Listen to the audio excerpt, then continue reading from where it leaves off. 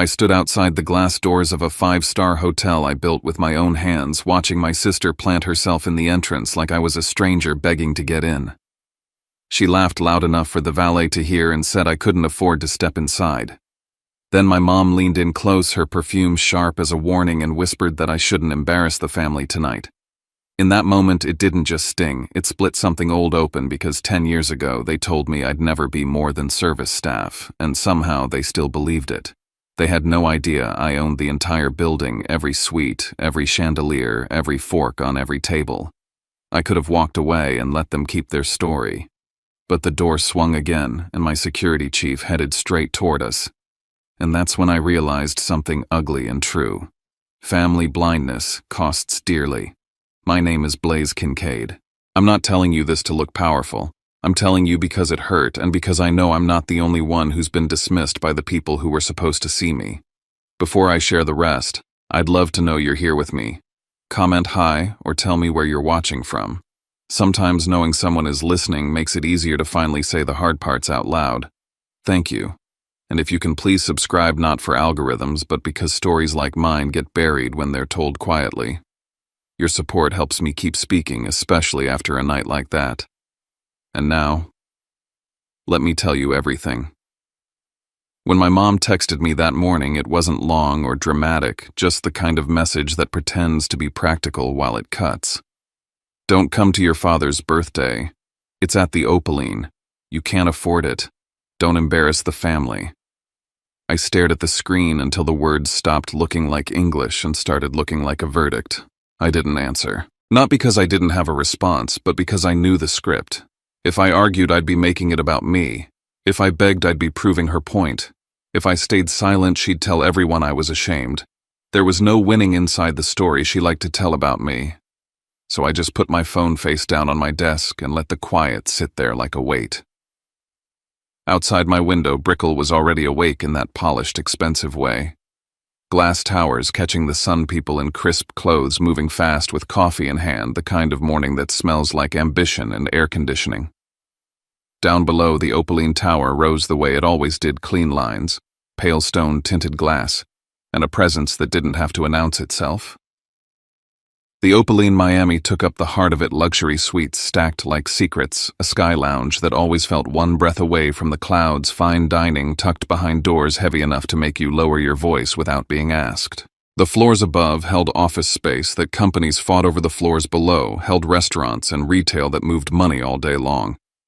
The top belonged to me, not as a fantasy, but as paperwork signatures, and years I don't talk about at family gatherings. I walked through the lobby like I always did, not as a guest, not as someone trying to look important, just as someone checking his house before the day got loud. The scent diffuser was on the right blend, clean citrus with something warm underneath.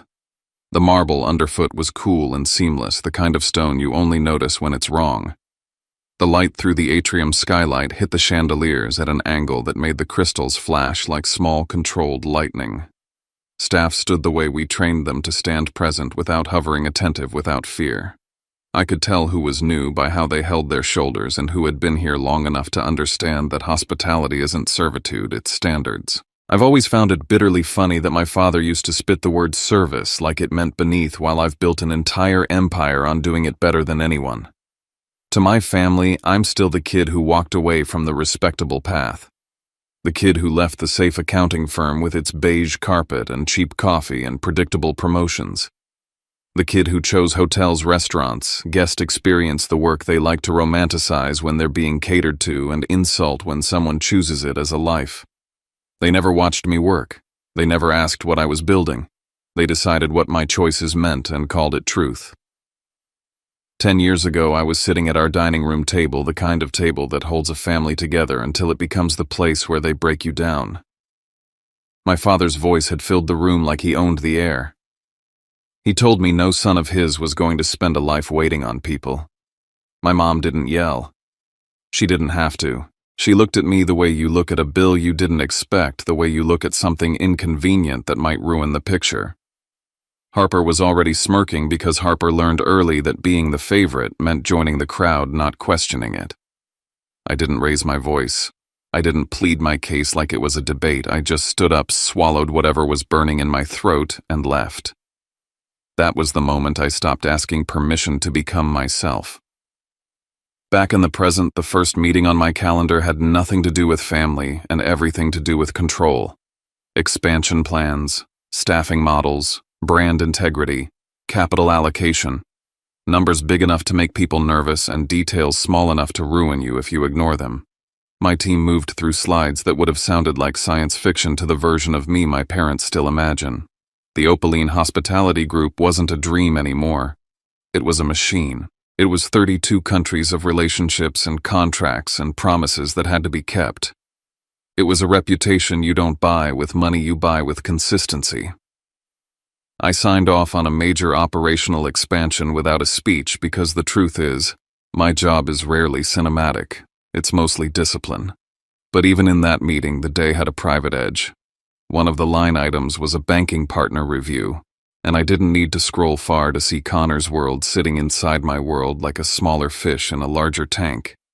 Connor worked at a bank. He loved to brag about the kind of place that gives mid-level titles to men who need them. Junior VP looks nice on a business card. It sounds like power at a family dinner. In my reports, it was just a line under secondary accounts. His bank was pushing for an increased credit facility, and it was also on our short list for potential acquisition or strategic control depending on how the quarter moved. I didn't make that personal. I couldn't afford to. The irony was that Connor's success was about to be decided by a board he didn't even know I sat on. Another report sat in the folder beneath it, and this one hit closer to the bone.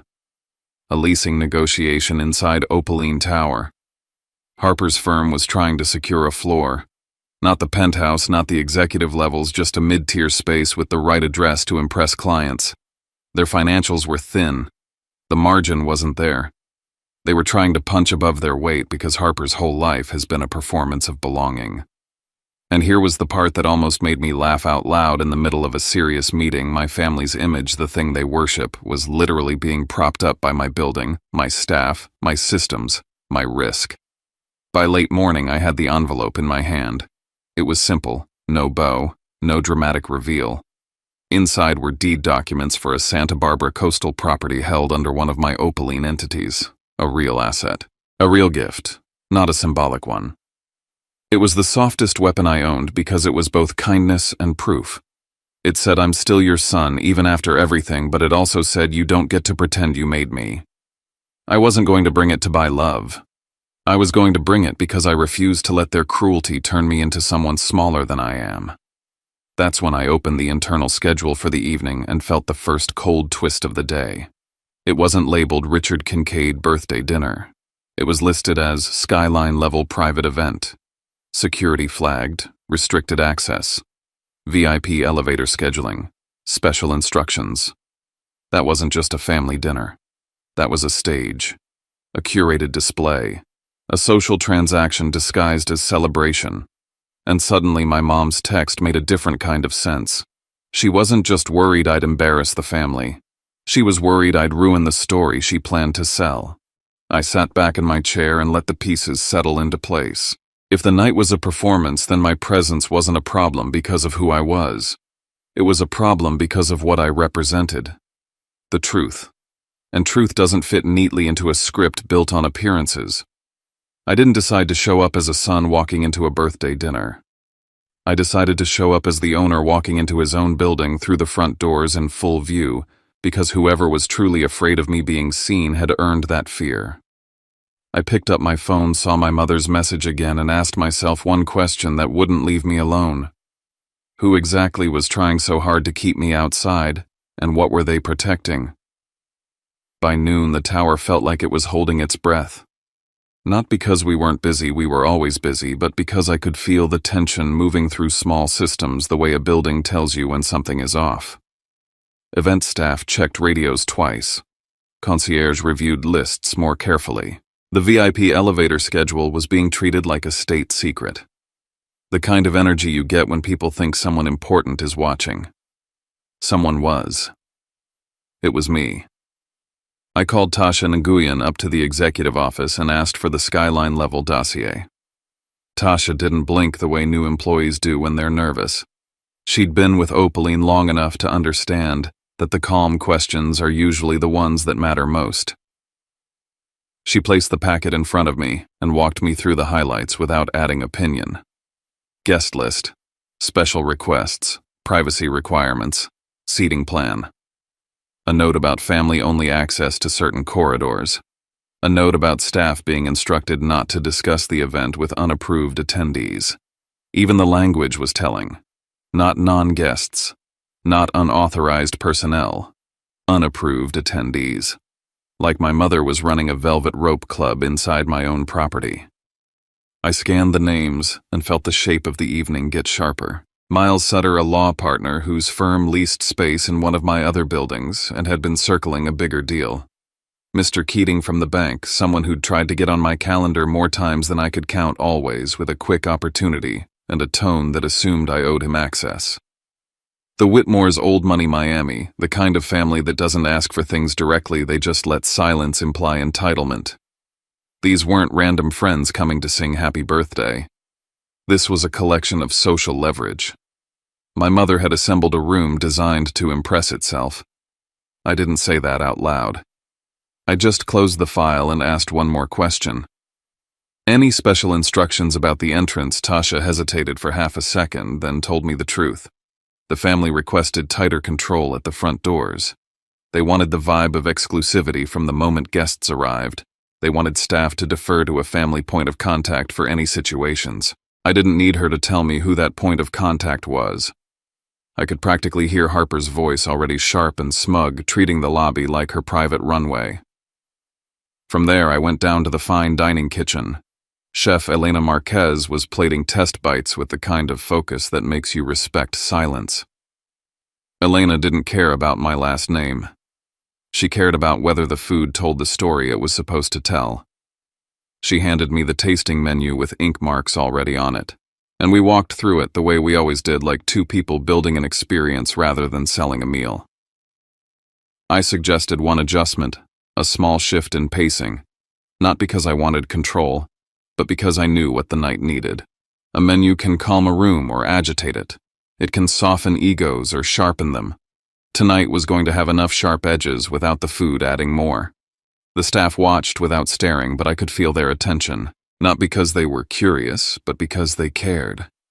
I've always believed you earn loyalty in a hotel the way you earn it anywhere else, by showing up when it's inconvenient and treating people like professionals, not props.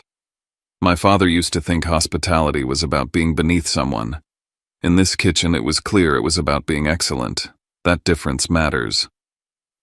In the early afternoon, Marcus Reed met me in a quieter hallway just off the service corridor, the place we use for conversations that can't be overheard. Marcus is built like the kind of man who makes trouble think twice, but he speaks softly because real authority doesn't need volume. He showed me the security plan for the evening and pointed to a section marked with family requests. They asked for us to keep out anyone who isn't on the list, he said, careful with his words. They also asked if a family member could stand near the main entrance to help identify guests. I kept my face neutral. And what did you tell them? I told them we don't outsource access control to private individuals, Marcus said. We can position staff at the entrance, but we don't let guests police the doors. That's why I trust Marcus. He understands the difference between a private event and a private kingdom. I told him I wasn't canceling anything. I wasn't going to punish my father for the stage my mother built. But I gave one clear instruction. Tonight we follow our standards. No one turns the front doors into a gate based on vibes and ego. If there's a situation, I want it documented. Camera timestamps, names, exact language. Everything. Marcus nodded once. Understood. After he left, I went back to my office and opened the operational reports I knew would irritate me. Harper's lease negotiations still shaky, still trying to force an image the numbers didn't support. Diane's resort membership request still sitting in pending, like a quiet reminder that the world doesn't bow just because she thinks it should. Connor's bank file pushing for more credit while pretending strength. I read them all the way. I read any report looking for risk, for patterns, for pressure points. It wasn't revenge. It was reality. My family liked to talk about success like it was a moral trait. My world talks about it like it's leverage. The difference is leverage doesn't care about feelings. Then my legal team forwarded an alert that made the whole day tilt. An email had come into Opaline leadership channels written in a tone that tried to sound casual but smelled like entitlement. It referenced family ties to ownership and suggested a partnership opportunity that would be easier to finalize because of the private event tonight. The signature at the bottom read, Preston Weller. Preston, Harper's fiancé. The man who showed up at holidays with perfect teeth and vague job descriptions and a hunger behind his smile. He had sent an email on company letterhead as if he belonged to the people who owned my world. As if he could borrow my name without ever earning it. And the worst part, the part that made my jaw tighten, was how predictable it was. They were trying to lock me out of the building while using the building to elevate themselves. They were ashamed of the son they thought I was while quietly benefiting from the man I actually became. For a minute I considered shutting it down immediately.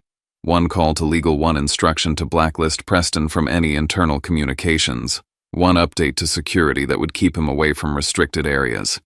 It would have been clean, efficient, satisfying, but I didn't do it. Not yet.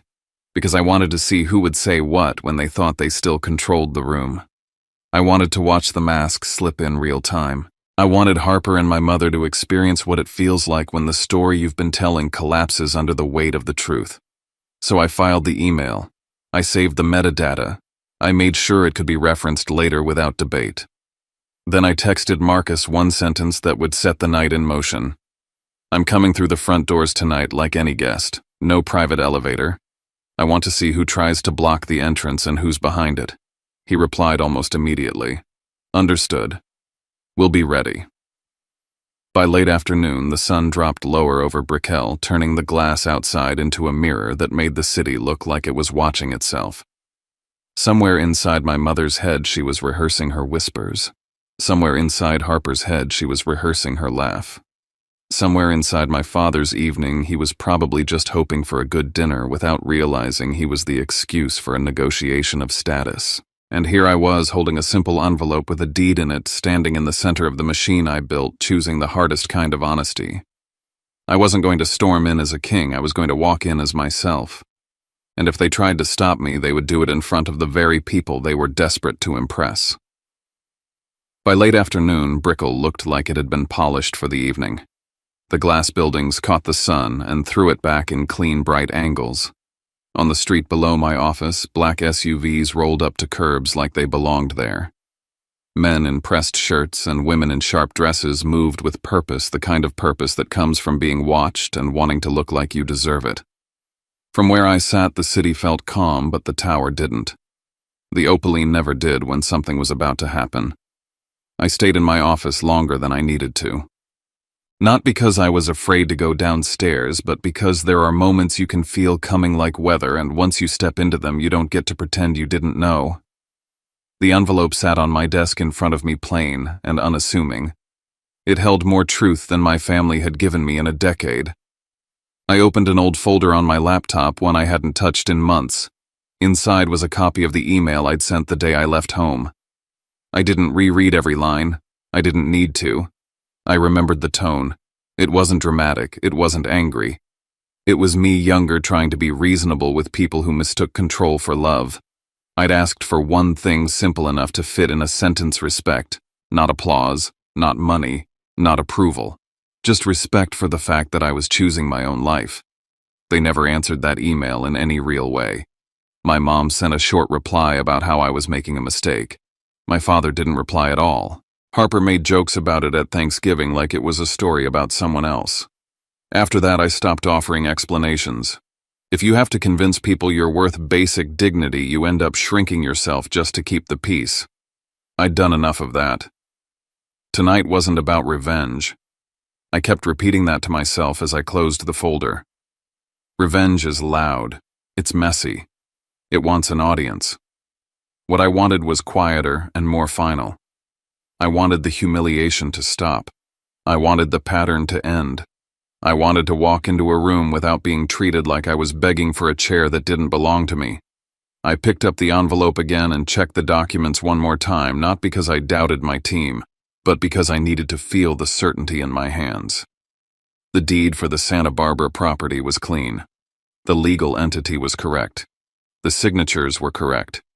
The conditions for transfer were clear. It was real value, not a symbolic gesture. I didn't wrap it in glossy paper or tie it with a ribbon. I didn't want anything about it to look like performance. The real thing doesn't need decoration to be convincing. A soft knock came at my door. Tasha stepped in with her tablet held close. Her expression controlled the way it always was when she didn't want to bring drama into the room. "They're here," she said. I didn't ask who. I already knew. "They arrived early," she added, and I could tell from the way she chose her words that this wasn't routine. They requested that staff not allow anyone inappropriate up to Skyline level. They also asked for a note on the event file. What kind of note, I asked. Tasha hesitated, then answered a restriction. About a man named Blaze. They said he shouldn't be granted access. The words landed in my chest like something heavy and old. It wasn't just that they didn't want me at the dinner. It was the way they tried to turn my own systems into a weapon. They were using the language of exclusivity, the tools of the tower, to erase me. I didn't let my face change. I nodded once. "Thank you," I said. And Tasha left without another word. As soon as the door closed, I called Marcus. He answered on the second ring. I heard he said before I could speak. "Tell me exactly what's happening," I said. "There was an attempt to position a family member at the main entrance," Marcus said. "They wanted to stand near the doors and identify guests themselves. I refused. I placed our staff according to policy. But they're still hovering. They're trying to control the flow. Document everything I said. Names, timestamps, what they say, who they say it to." "I already started," Marcus replied. "And Blaze, I want you to know this doesn't have to get ugly." "I'm not here to make it ugly," I said, and I meant it. "I'm here to stop pretending." After I hung up, I pulled up the reports one last time, like checking the locks on a house before you leave. Harper's lease request still showed incomplete financial qualification. Connor's bank was still in the middle of credit facility review and broader evaluation. My mother's resort membership request still sat in pending polite and indifferent. Preston's email was saved metadata intact, the kind of record that doesn't care how charming someone is in person. All the strings were visible. They just didn't know I was holding them. I finally left my office and took the elevator down, not the private one, not the service one, the same path a guest would use. As the doors opened into the lobby, the noise hit me first. Laughter bouncing off stone, glass clinking. Voices leaning into each other with that false warmth people wear when they want to be seen as belonging. The lobby looked exactly the way I designed it to look at night, soft lighting, controlled music, a quiet sense of money. And inside that calm, my family was building a storm. I didn't step into the center of the lobby. I took a longer route along the edge, watching. I saw Harper's profile first, her hair set perfectly, her body angled like she was already posing. My mother was nearby, not drawing attention, but somehow directing it, leaning in to speak to someone, smiling at the right moments. Connor lingered a few paces behind them, adjusting his jacket, scanning the room like he was checking who mattered. I watched them for a beat longer than I should have. There was something almost surreal about seeing them here in my world, behaving like it was theirs. The Opaline had always been about standards, about control, about making people feel safe without letting them see the mechanics of it. My family walked through those mechanics like they owned the gears. I went back toward the exit instead of deeper into the lobby. It mattered that I did this the way I planned. I wanted the front doors. I wanted the exact moment. I wanted the proof of who they chose to be when they thought they were in charge. Outside, the valet line was longer now, headlights washing the curb in pale beams. I stepped into the drop-off zone as if I'd just arrived, letting the evening air settle on my skin, letting the city noise feel real. I adjusted the cuff of my jacket, not because I was nervous, but because the gesture kept my hands steady. The envelope was in my left hand. The keycard was in my pocket. Everything I needed was already with me. As I walked toward the glass doors, I could see the lobby lights reflecting off them like a mirror. I could also see Harper moving into position before I even reached the threshold. She stepped forward with the confidence of someone who had never been corrected in public. My mother angled herself behind her half a step to the side, close enough to influence but far enough to deny responsibility. I heard my mother's voice before I saw her mouth move. It was a whisper aimed at Harper, sharp and urgent. "Remember," she said, "don't let him step inside. People are watching." My fingers tightened around the envelope. The keycard pressed against my thigh in my pocket, a quiet reminder of ownership. I took one more step forward, closing the distance between us until there was nothing left to hide behind except their pride. Harper's smile widened as I reached the doors, and it wasn't the kind of smile you give a brother. It was the kind you give someone you want to put in their place. She planted herself directly in front of the entrance, shoulders squared, chin lifted, turning the hotel threshold into a checkpoint. "You can't come in," she said loud enough that the concierge on duty turned his head. "You're not on the list." I looked at her for a second, not because I was stunned, but because I wanted to see how far she was willing to go with an audience. The lobby behind her was full of motion, people drifting toward the private elevator corridor. A couple in expensive clothes pausing near the bar to wait for someone. A man in a suit glancing toward us, then away, then back again, like he couldn't help himself. "On what list?" I asked, keeping my voice level. Harper's eyes flicked over me the way she'd done when we were kids, and she was deciding what insult would land best. "The list for Skyline level," she said. "It's private. It's for family and important guests." "Dad is my family," I said. My mother moved closer, her hand touching Harper's arm, not to stop her, but to anchor her. She leaned toward me close enough that I could smell her perfume, the same sharp floral she's worn for years, the scent of someone who believes presentation is protection. "Blaze," she murmured, and her voice was soft, almost caring. Almost. "Don't do this here. There are people. Don't embarrass us." "Embarrass you," I repeated quietly. Harper laughed, a quick burst like she'd been waiting for the line. "You can't afford to be here," she said. "This isn't some cheap place where you can just walk in and act like you belong." The concierge shifted his weight, uncertain. I could tell he wanted to intervene, but didn't know whose authority he was supposed to respect. That hesitation was exactly why I didn't pull the keycard out. Not yet. The whole point was to let their words exist in the air long enough to become something no one could later claim was misheard. I glanced past Harper into the lobby, at the marble floor, the soft lighting, the quiet elegance. Staff moved with practiced calm, but I saw faces turning. I saw curiosity and discomfort. The front doors of a luxury hotel are not a family courtroom. Harper was trying to make them one anyway. "What exactly are you afraid of?" I asked, still calm. Harper's cheeks tightened. "I'm not afraid of anything," she snapped. "I'm protecting Dad's night. He doesn't need this." She flicked her eyes toward me like the word she wanted to use was worse than this. My mother's whisper cut in again, aimed at me now. "You're being dramatic," she said. "You always do this. Just go. We'll tell your father you couldn't make it." I felt something steady in my chest, not anger, not sadness, something colder and cleaner. "You already told him that," I said. My mother's eyes flashed. "Because it's true," she said quickly. "You can't keep up with this world. Harper has built relationships. Connor has a real career. This is their circle. Don't force yourself into it." I almost smiled at the word circle. Their circle sat inside my building like a borrowed suit. Harper turned slightly toward the concierge and lifted her hand like she had the right to command him. "He's not allowed up," she said. "We reserve the whole level. Don't let him through." The concierge's mouth opened, then closed. His eyes darted to the front desk where Tasha stood behind the counter watching.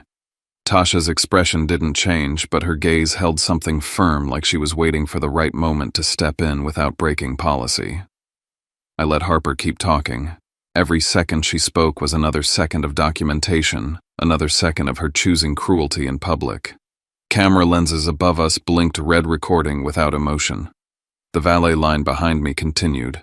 A couple of guests paused near the curb, pretending not to listen while listening anyway. This was exactly the kind of scene my mother tried to avoid, and she was the one feeding it. "If you truly believe I don't belong inside," I said, "then call security. Follow procedure." Harper's eyes lit with the thrill of what she thought was victory. "Fine," she said. "We will."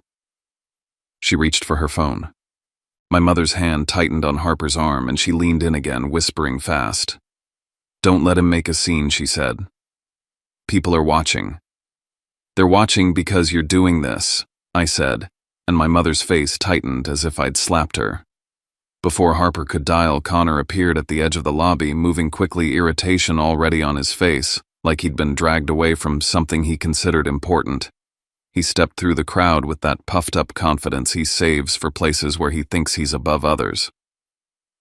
"What's going on?" he demanded, eyes narrowing on me. "Blaze, why are you here?" Harper spoke over him. "He's trying to get in," she said.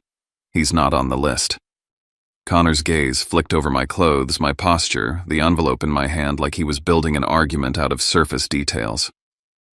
"This isn't the time," he said, lowering his voice in a way meant to sound reasonable. "You can't just show up and cause problems.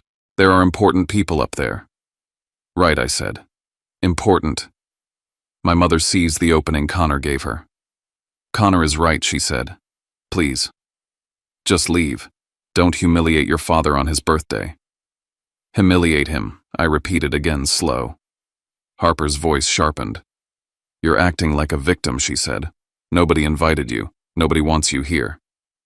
The concierge shifted again, and this time I heard him murmur to another staff member near the door low enough that he thought I wouldn't catch it.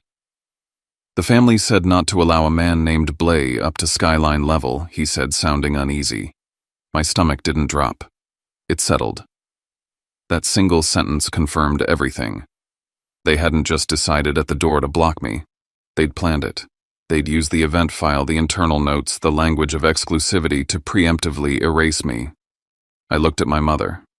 "So you put my name in the file," I said softly. "You made sure staff was told to keep me out." My mother's eyes widened in a way that tried to look offended.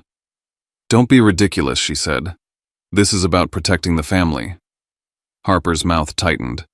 "You're not family in this context," she said, and the words were so ugly in their calmness that even Connor flinched. A group of guests walked past us toward the elevator corridor, and one of them, a man in a suit with silver hair, glanced directly at me. His eyes paused, sharpened as if he recognized something. He didn't speak, but his attention lingered longer than politeness required. He looked at my face like he was running it through memory, then looked at Harper blocking the door like she was an inconvenience. That look alone put a crack in my mother's composure. My mother pivoted toward him, instantly smile switching on, voice brightening. "So good to see you," she said, rushing to fill the space with charm. Then, without realizing how close I was, she added in a softer voice meant to shape perception. "I'm sorry about this. He's not always stable. He gets impulsive. We try to keep things calm." The lie was almost elegant. Almost. It was meant to turn me into a problem before I could become a truth. I didn't raise my voice. I didn't lunge toward the door. I didn't give her the reaction she could label.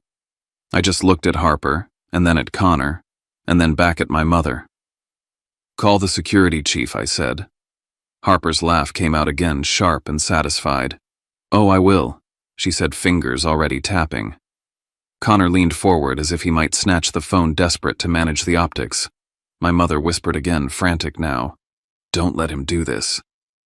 The glass doors behind Harper swung open from the inside before any of them finished moving. The sound was heavy and precise, and it pulled every eye in the immediate area toward the entrance. I heard the measured rhythm of footsteps on marble, the kind of stride that comes from training, not emotion. I didn't turn my head. I didn't need to. Marcus was coming. Marcus stepped into the doorway with the kind of calm that makes chaos feel small. He didn't look at Harper like she was in charge. He didn't look at my mother like she was the one to appease. He looked at the situation the way he looks at any situation that threatens the order of the building, as a problem to be defined, documented, and resolved. "Good evening," he said, voice even, eyes scanning quickly. "Is there an issue here?" Harper straightened like she'd been waiting for this moment, ready to play the role of the wronged host. "Yes," she said. "This man is trying to get in. He's not authorized for skyline level. We reserved the entire floor. Marcus's gaze shifted to me. He didn't ask my name. He already knew it. I could see it in the way his posture adjusted, the way his tone softened half a degree without losing authority. "Mr. Kincaid," he said, clear enough for the concierge and the guests nearby to hear. "Your table on Skyline level is ready. Chef Elena is waiting to review the tasting menu with you." The air changed. Not in a dramatic way. In a quiet, physical way, like someone turned down the volume on the room. Harper's mouth opened and didn't immediately find words. My mother's fingers tightened around the strap of her bag as if it was the only solid thing left in the world. Connor froze mid-step, his eyes flicking between Marcus and me, trying to calculate how far this had already traveled. I didn't smile. I didn't gloat. I simply took one step forward, and the glass doors that had been a barrier a second ago became what they actually were, an entrance. Inside the lobby, lights wrapped around everything in soft gold. The marble reflected silhouettes. The sound of conversation resumed in uneven bursts, like people weren't sure if they were allowed to keep living their own night. Tasha was behind the front desk, watching with that steady focus she always had. When I crossed the threshold, she met my eyes and gave a small nod that wasn't friendly or cold. It was professional. It was confirmation. "Good evening, Mr. Kincaid," she said, voice smooth. "Your father's executive suite is prepared and Skyline level is on schedule." "Thank you, Tasha," I replied, and then I turned back to my family, still stuck just outside the doors like they'd been assigned to the wrong side of reality. "Coming?" I asked.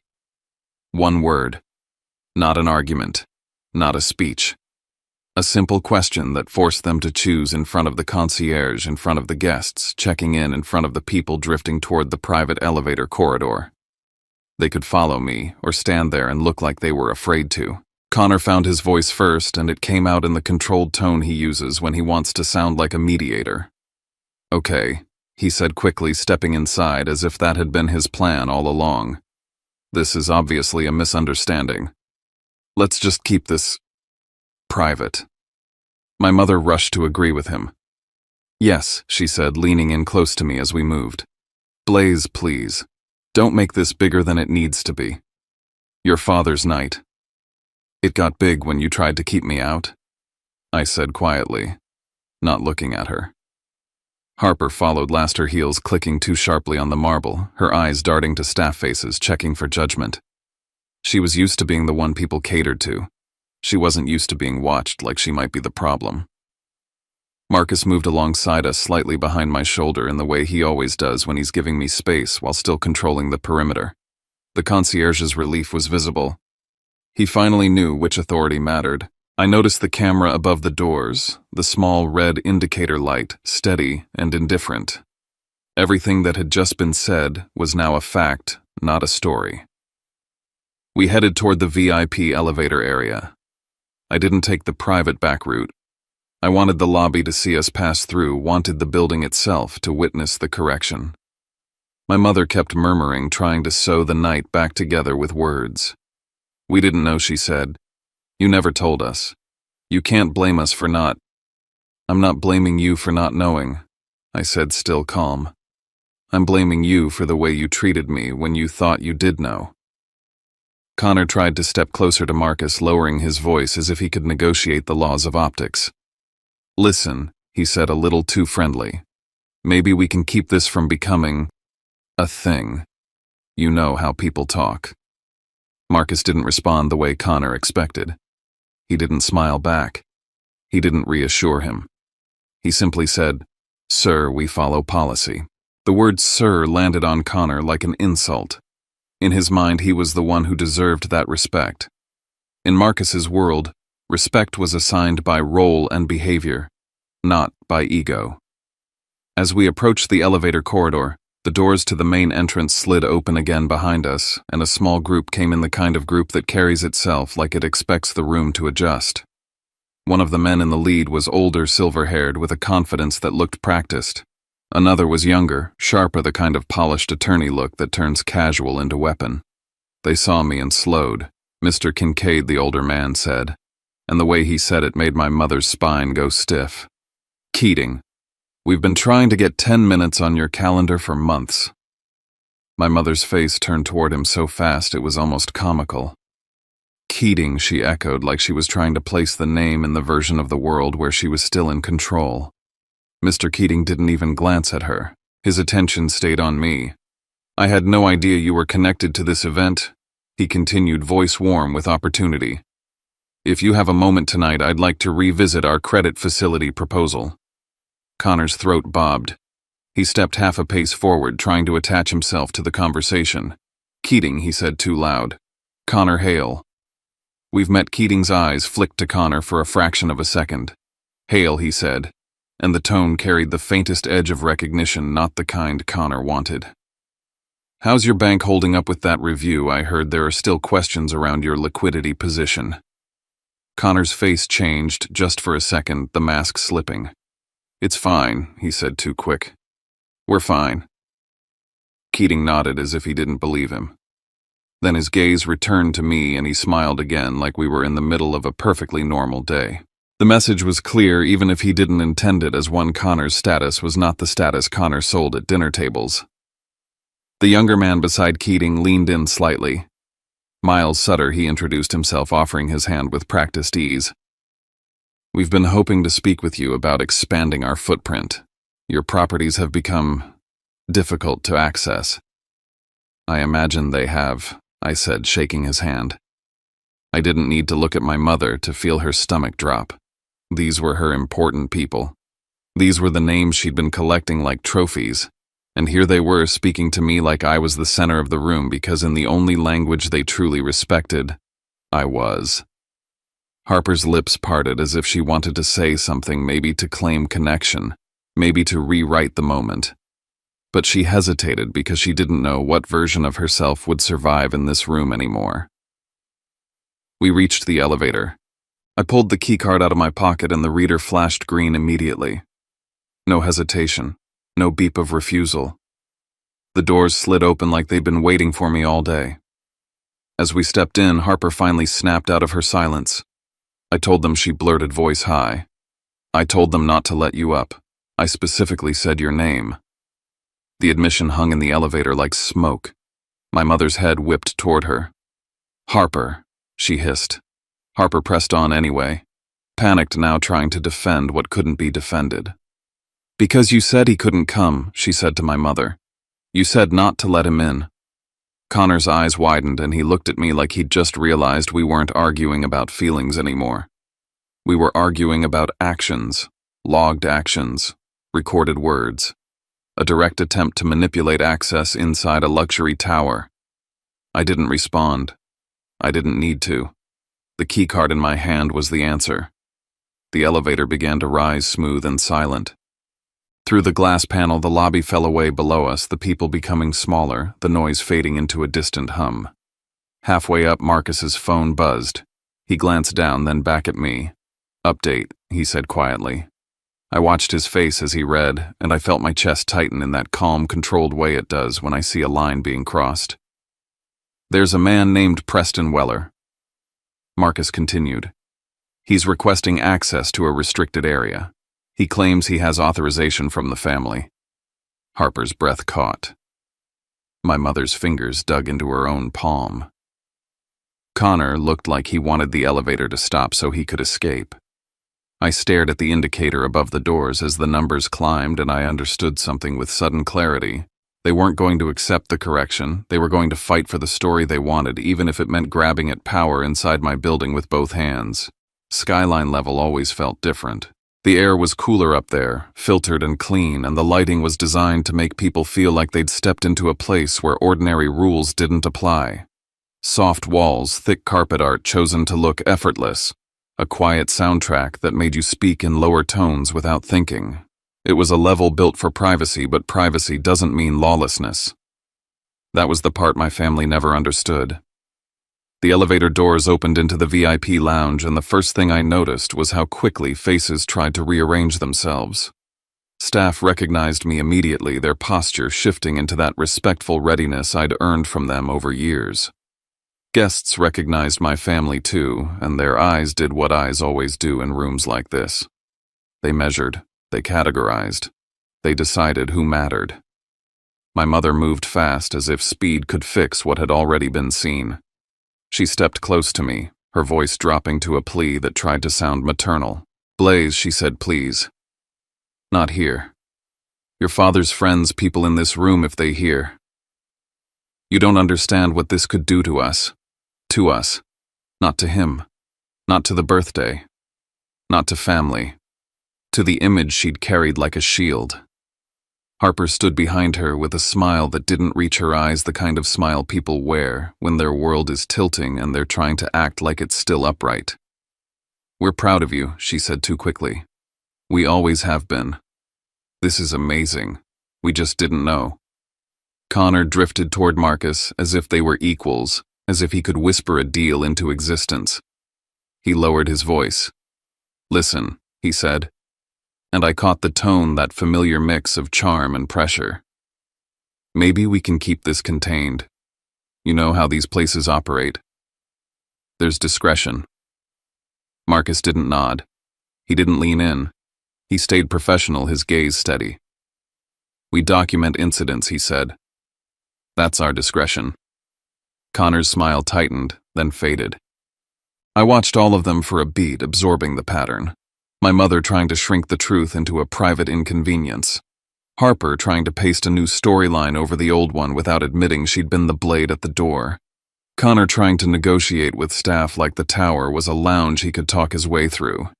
The desperation was almost impressive. Almost. "Here's what's going to happen," I said, not loud but clear. They all went still. Even my mother.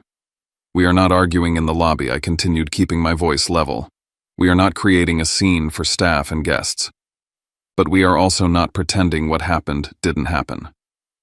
My mother's eyes flashed.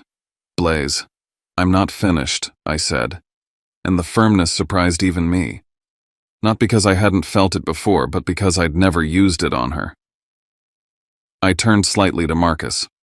"I want an incident log," I said. "Who blocked the entrance? Who instructed staff to deny access? The exact language used, the timestamps, the camera references, any attempt to access restricted areas. Everything." My mother inhaled sharply like she'd been slapped. "Are you serious?" she whispered. "It's your family." "It's my building," I replied, still calm. "And my staff. No one gets to use them as tools." Harper stepped forward, voice softening into that familiar manipulative sweetness. "Blaze," she said, "you're overreacting. We were just trying to keep the night classy. You know how Dad gets. You know how Mom worries. You don't have to punish us." I looked at her. "Punish you would be yelling," I said. "Punish you would be throwing you out. I'm not doing that. I'm setting a boundary." Connor tried a different angle, the one my family always used when they wanted to put me back under control.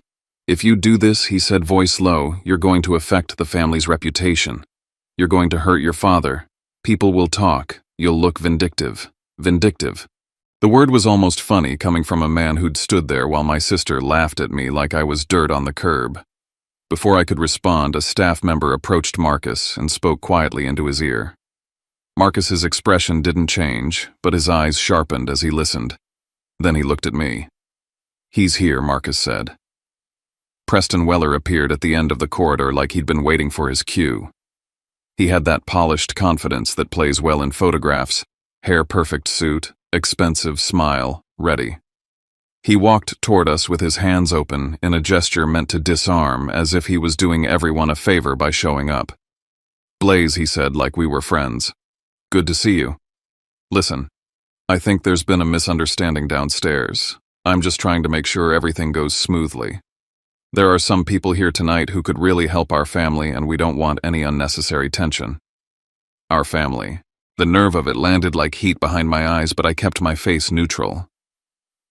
"Marcus tells me you're requesting access to a restricted area," I said. On what authority? Preston reached into his jacket and produced a piece of paper like it was a magic trick. "I have authorization," he said, tapping it lightly. "From the family." My mother's eyes flicked to the paper, and I saw the briefest surge of hope on her face, as if Preston had brought a loophole she could hide in. Harper stood a little straighter. Connor looked relieved the way weak men look relieved when someone else takes the risk.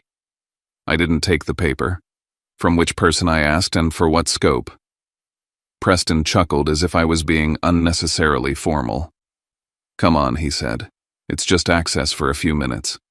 I need to speak with Mr. Keating and Miles Sutter privately. It's a perfect night to finalize some things. Everyone's here. It would be foolish to waste the opportunity. My stomach settled again. There it was. The real reason. The birthday was a cover, and Preston was treating my tower like a backdrop for a deal. Marcus extended his hand. May I see that document, he said. Preston handed it over with the confidence of someone who thought format didn't matter as long as the signature looked convincing. Marcus scanned it once, then again slower. This isn't an opaline authorization, Marcus said. His tone stayed flat, almost bored. There's no internal reference number. The formatting is incorrect. The signature block doesn't match our standards. Preston's smile twitched. It's just a letter, he said quickly. It doesn't need all that. It's from the family. Family doesn't override security protocol, Marcus replied.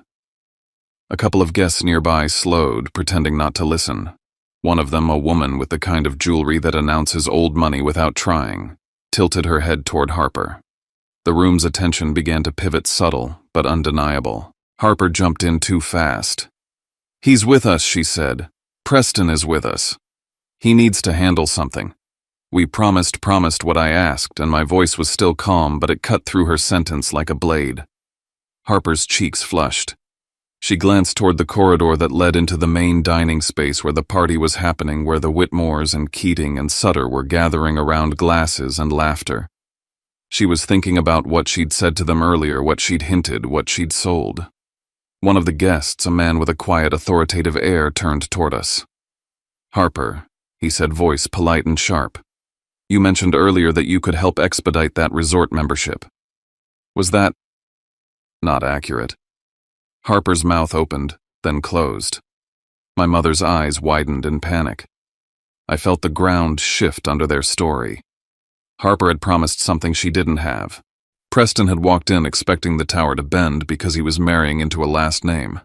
Connor had been puffing up his bank title while Keating casually exposed how fragile that bank actually was. My mother had been trying to narrate me as unstable while every person with real power in the building was looking at me like the only stable thing in the room. Connor's voice rose sharp with fear. This is insane, he hissed at me. You're going to ruin everything. I'm not ruining anything, I said. I'm stopping you from using my building to lie. My mother reached for my arm nails, pressing lightly into my sleeve. Blaze, she pleaded, please. We can talk later. Just let tonight go. Let it be a dinner. It stopped being just dinner when you tried to lock me out, I said, and I gently removed her hand from my sleeve without aggression. Here's your way out. Stop. Right now. No more orders to staff. No more false notes. No more paper waved like a pass. You sit down, you celebrate Dad, and you let the building operate the way it's supposed to. Preston's confidence cracked and turned defensive. You're being dramatic, he snapped, dropping the friendly tone. You're making this personal. It is personal when you forge your way into restricted spaces, Marcus said, still flat. And that was the moment Preston realized the tower wasn't a room he could charm.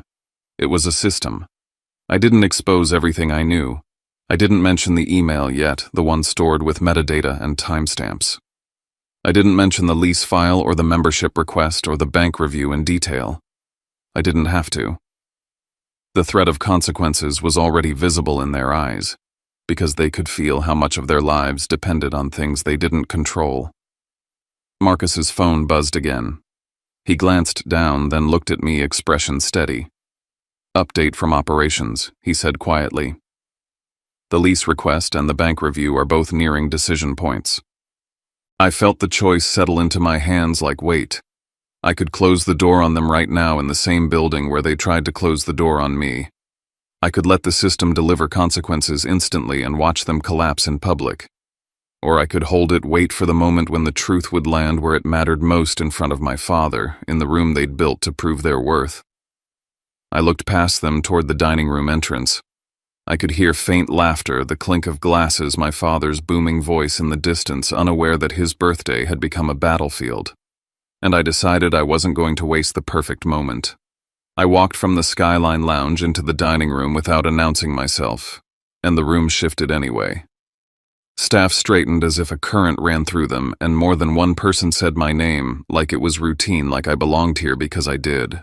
The lighting was soft, the tables set with careful symmetry, and my father's laughter carried over the clink of glasses, big, familiar, unaware of the storm waiting just outside his line of sight. Then he saw me. He stood up too fast, chair legs scraping. "What are you doing here?" he demanded, loud enough for heads to turn. "Your mother said you couldn't make it." That single sentence opened a crack in everything my mother had tried to cement. If I couldn't make it, why did staff look to me? Why did the security chief fall into step beside me? Why did the room feel like it was resetting around my presence? Before my mother could rush in and patch the story, Mr. Keating spotted me and moved first. "Mr. Kincaid," he said, extending a hand like we were resuming an unfinished conversation. "I've been trying to get 10 minutes with you for months." Miles Sutter followed with a polished smile. "Same here. We'd love to speak about expanding our lease." I answered politely, briefly. A nod, a handshake, a few controlled words. I didn't need to explain myself. Their recognition did it for me. My mother's face tightened into that careful expression she wears when the room stops obeying her. She pulled me toward the side near the bar where the light was dimmer and the noise could hide whispers. "Blaze," she pleaded, voice low and urgent. "Not tonight, not in front of everyone. This is your father's birthday." Harper stood close, smiling too hard. "This is incredible," she said, forcing warmth into her voice. "We're proud of you. We always have been." Connor edged in like a negotiator. "Let's just handle this later," he said. "No need to turn it into a whole situation." I looked at all three of them, then back at the room they'd assembled to prove something. "I'm not here to argue," I said. "I'm here to end what started at the front door." I turned slightly to Marcus. "I want confirmation," I said loud enough for the people nearest us to hear without making it a spectacle. In front of a witness. Tasha had already stepped into the periphery, professional and steady. Marcus's voice stayed calm, procedural. "At the entrance, Ms. Harper attempted to deny you access," he said. "There was also an attempt to place a restriction note in the event file regarding your name. Additionally, Mr. Preston Weller attempted to access a restricted area using an authorization document that did not meet Opaline standards." Preston, who'd been hovering like he owned the air, tried to jump in with a grin. "Come on," he said, pitching his voice toward the nearest VIPs. "I was just trying to make sure things ran smoothly. There are opportunities tonight." I cut him off with the only question that mattered. "Whose authorization and what scope?" I asked. Marcus didn't elaborate, didn't dramatize. The document had no internal reference number, incorrect format, and no valid authorization for restricted access, he said. "Attempting entry is a violation." Preston's smile faltered. The room around him cooled by a few degrees, the way it does when people sense someone's been bluffing. Across the table line, a Whitmore representative turned toward Harper with polite sharpness. "You mentioned earlier you could expedite a membership," he said. "Was that accurate?" Harper blinked, caught between pride and panic. It's a small thing," she stammered, and the stammer said more than any confession. She'd been selling access she didn't own. Connor tried to regain footing by leaning into Mr. Keating. "We can discuss the bank side later," he said quickly, voice tight. Keating's eyebrows lifted. "The review is already at a decision stage," he said casually, and Connor's face drained. The title Connor wore like armor suddenly looked like paint. I didn't raise my voice. I didn't demand apologies. I simply faced my father and the guests who mattered to my mother's story. "I won't turn this into family theater," I said, "but I will not allow anyone to misuse my staff, manipulate access, or waive fake authority inside this building." Dinner continues. Standards stay. Violations get handled by policy. Then I stepped closer to my father, held out the plain envelope, and let it speak before I did. "Happy birthday," I said. That's the deed to a Santa Barbara coastal home. From the son you were told couldn't afford to walk through the front doors. His hands took it slowly, like the paper weighed more than it should. His eyes searched mine, and for the first time all night he looked confused, in a way that wasn't anger, it was realization. I glanced back at my mother, Harper, and Connor. "I'm staying," I said simply. "I'm done being written out of rooms I built." The party tried to breathe again. Glasses clinked. People laughed too loudly, as if volume could patch what had been exposed. Tasha came close enough to speak without being overheard. "Operations update," she murmured. "Harper's lease file just changed status. And there's a new note on Connor's bank review." I held my expression steady, but inside the choice sharpened. I could let the consequences fall right here in the room my mother curated. Or I could wait until I was alone with my father and finish this with respect instead of spectacle. I stepped away from the center of the room before anyone could pull me back into performance. I nodded once to Marcus. "Keep the level secure, keep staff protected, keep the event running clean," and then I walked toward the terrace doors where the city spread out like a field of lights. My father followed a minute later, slower now, the envelope still in his hands. The terrace air was cooler, the noise behind us muted into a distant hum. For the first time all night it felt like we were standing somewhere real. "How long?" he asked, not looking at the skyline, looking at me. "How long have you been this?" "A long time," I said. "Long enough that I stopped waiting for you to believe me." His jaw tightened. "Why didn't you tell us?" I exhaled through my nose, not amused, not angry, just tired. "I tried, Dad. 10 years ago. I asked for respect. Not money, not praise. Respect. You called what I chose beneath. Mom treated it like a stain. So I built quietly. Because I learned the hard way that you only listened when success came with a price tag." He flinched, as if the words hit a place he didn't want touched. "Tonight wasn't supposed to be like this," he muttered. "No," I said. "Tonight was supposed to be a show. And they didn't want me on stage because I didn't fit the role they assigned me. I didn't tell him to pick a side. I didn't beg him to defend me. I just let the truth settle between us the way heavy things do when you finally set them down."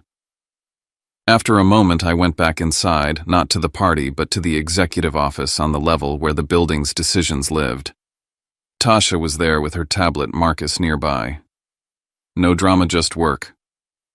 "The lease file?" I asked. "Move to hold," Tasha said. "Doesn't meet qualifications, and the incident note triggers an ethics review regarding improper directives to staff." "And the bank review escalated," she replied. "Stricter diligence path due to conflict behavior and pressure attempts observed tonight. Standard procedure once documented." I nodded once. "Everything by policy," I said. "No exceptions." When I returned to the corridor, I caught my mother near the exit of the dining room, speaking to someone with that practiced warmth. "I've always supported Blaze," she was saying, voice full of pride she hadn't shown an hour earlier. Then she saw me, and her expression shifted, calculating. She stepped closer and lowered her voice. "Say something nice about Harper," she whispered. "Just one sentence. Help her save face." I looked at her for a long beat. "No," I said quietly. "I won't lie to protect the story you prefer." Down the hall, Preston was being escorted away from the restricted area by Marcus's team, not roughly, just firmly. He tried to argue at first, then stopped when he realized no one was impressed. The people he'd wanted to charm had already seen what he was willing to fake to get close. I didn't chase him. I didn't need to. Consequences had a way of traveling faster than anger. Near the end of the night, I spoke to my father again briefly. "The gift stands," I told him. "So does the door between us if we can speak with respect." Then I looked at my mother and Harper. "If you want anything connected to Opaline," I said, "you go through official channels. No favors. No whispered requests. No using my staff like they're props." Connor tried to meet my eyes, trying to read whether I was threatening him. I didn't. "Financial relationships follow rules," I told him. "You made your choices tonight." When the last guests began to leave and the lobby thinned, I walked down one final time and stopped near the glass doors. The same entrance Harper had blocked. The same threshold my mother had tried to turn into a wall. It looked normal now, quiet, polished, indifferent. But I could still feel the moment on my skin. Family blindness doesn't just hurt your feelings. It rewrites your worth until you start questioning your own reflection. And when the truth finally shows up, it doesn't need to scream. It just needs to stand there long enough for everyone to see it. I turned away from the doors and went back up, not waiting for permission, not looking for approval. My place had never been at their table. It was in everything I built when they decided I wasn't worth seeing. I didn't walk away from that night feeling victorious. There was no rush, no sense of triumph, no satisfaction in watching people stumble over the truth. What I felt was quieter and heavier than that. It was the weight of finally standing in a place I had earned and realizing how long it took to stop asking for permission to exist there. For years, I thought the hardest part was building something real without support. I was wrong. The hardest part was accepting that some people only know how to love you when your success flatters them, and that includes the people who share your last name. That night forced me to see my family clearly, not as villains, not as monsters, but as people who chose comfort over curiosity, image over understanding. They weren't blind because they couldn't see. They were blind because seeing me as I truly was would have required them to admit they were wrong. And for some people, being wrong feels more dangerous than losing someone they claim to love. I stopped waiting for them to change. I stopped shrinking myself to fit into a story that never had room for my truth. If you're listening to this and something in it hurts in a familiar way, I want you to hear this clearly. Being dismissed does not mean you are small. Being underestimated does not mean you lack value. Sometimes it simply means the people around you are measuring life with the wrong tools. Your worth was never supposed to be voted on at a dinner table or validated by someone else's comfort.